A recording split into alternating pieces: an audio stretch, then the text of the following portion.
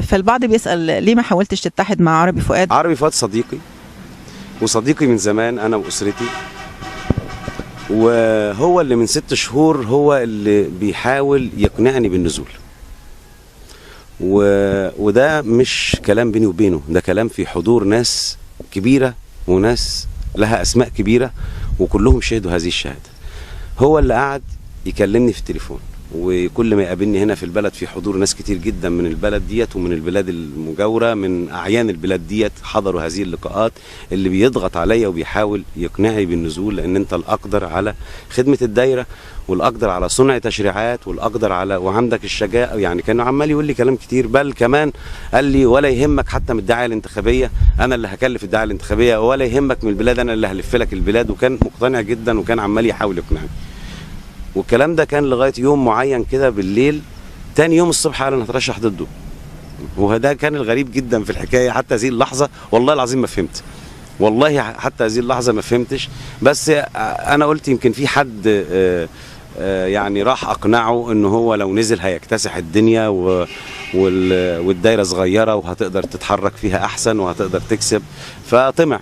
بس يعني انا شخصيا لو شايف الحاج عربي اكفأ مني سواء في او غيره يعني، وده اللي بيحكمني على فكره، والله والله وهذا قسم هتحاسب عليه يوم الدين، ان انا لو شايف ان في حد في المرشحين اكفأ مني من حيث قدرته على صنع تشريعات تأسس لدوله العداله،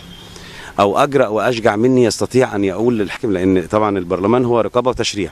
فالرقابه ان انت تراقب الحكومه من اول اصغر موظف لغايه رئيس الجمهوريه. لو شفت فيهم حد جربت او جربناه مرات بيقف لحاكم او بيقف مسؤول يقول له انت ظالم او انت مستبد او انت ظلمت او انت عملت، يعني عنده الشجاعه ديت، برضو هقول له اتفضل وانا هبقى وراك. انا مش شايف حد، ومن غير تخبيط ما بخبطش في حد. انا لو لقيت المرشح ده انا اللي هفضل وراه، لو لقيت المرشح اللي عنده الشجاعه ان هو يحاسب السلطه التنفيذيه، لو لقيت المرشح اللي عنده قدره على صنع تشريعات وعنده درايه يعني ايه تشريعات ويعني ايه دستور ويعني ايه موازنه ويعني ايه وايه الفرق بين الموازنه والميزانيه، لو لقيت المرشحين دول او حد منهم كده والله هبقى وراه. بس انا لقيت اشعر وارجو الا اكون واهم ان انا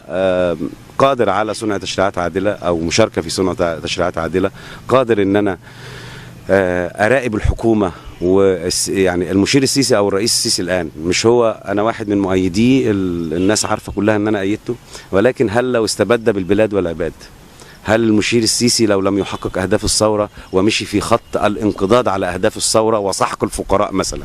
هل واحد زي حالاتي هيقف يسقف له ولا هيقف ضده يقول له انت ظالم انت كذا انت كذا؟ انتوا جربتوني مع رئيسين كنت ضدهم بالاسم وصرت في الثورتين اللي اسقطت هذين النظامين، مفيش حد منهم شارك في ثوره اسقطت رئيس مجلس مدينه، اسقطت مسؤول، وقف قدام مسؤول وقال له انت بتعمل كده ليه؟ لا، كانوا كلهم منسحقين لهذا النظام وبيسقفوا له، اثناء ما المصريين كانوا بيسحقوا، واثناء ما المصريين كانوا بيثوروا، كانوا معظمهم تحت السرير مستني نتائج الثوره دي هيحصل ايه، احنا يا ترى احنا هنبقى من رموز النظام اللي هتتحاكم ولا يا ترى هتعدي. فانا يعني قلت لي يعني بشكل امين مع نفسي، لو لقيت المرشح اللي استطيع ان انا اقف وراه، انا ما هقول والله يعني هيوفر عليا حاجات كتير جدا، واروح اعمل افلام تاني يمكن تكرس لبناء هذه الدوله. بقى انا كرست للثوره، يمكن اعمل افلام بقى تكرس للبناء وللنهضه وتفتح طاقات الامل في القلوب، ودي مهمه مش قليله يعني، وهعملها واقول حد تاني. لكن انا ما شفتش حد في الدايره متقدم انا اثق ان هو يستطيع ان يقوم بهذه المهمه على اكمل وجه، اثق ان هو يستطيع ان هو يجيب حقوق الدايره، انه قادر على ان هو يروح للمسؤول ويقول له لا ده حق دايرتي وده حق ولاد بلدي، وهاخده يعني هاخده لان ده حقي، مش عشان انا راسي ريشه ولا عشان انا عندي علاقات مع المسؤولين زي ما بيقولوا ولا عشان انا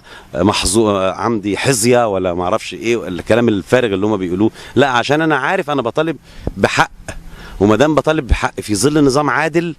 نظام انا عارف ان رئيسه عادل ويريد ان يؤسس دوله العداله، هعرف اخد حقي. لما كان نظام مبارك بيؤسس لدوله الفساد ودوله الاستبداد ودوله رجال الاعمال ودوله اغناء الغني وافقار الفقير، كان اي صوت انا برفعه كان فقط هو معارضه.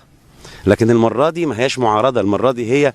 ان انا هروح اجيب حق بلدي، لان النظام مش هيقف ضد حق بلدي ولا هيقف ضد حق الغلابه. هو عايز حد يطالب بالحقوق. اذا كان الحكومه نفسها تدي الناس حقوقها، بس يمكن بتسهى هنا، بتنسى هنا، ما بتبقاش القرار ما بيبقاش عادل بنسبه 100% هنا.